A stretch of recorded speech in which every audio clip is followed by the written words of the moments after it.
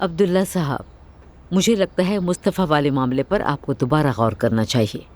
वो मामला खत्म हो चुका है, गौर करने की जरूरत नहीं। बाबा, भाई की ख्वाहिश है ये तो। बेटा, उसने कहा वो खाना पकाना चाहता है, हमने रेस्टोरेंट खोल दिया। हर ख्वाहिश पूरी नहीं होती, तुम लोग खामखा उसे उम्मीद मत दिलाओ। अस्सलामु अलैकुम। अस्सलामु अलैकुम। वालेकुम अस्सलाम। Good morning.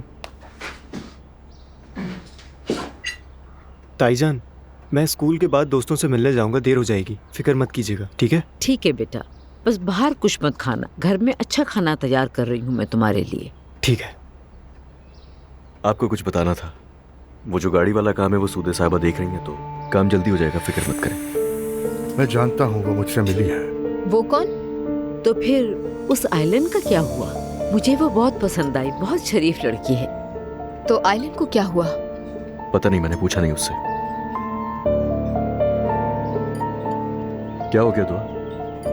कुछ नहीं, बस तुम्हें देखकर दिल खुश हो रहा है।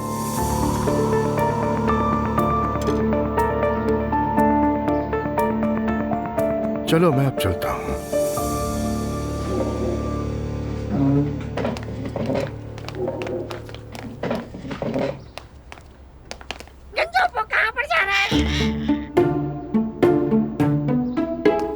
मैं जब वापस आऊं ये मुझे ना मिले।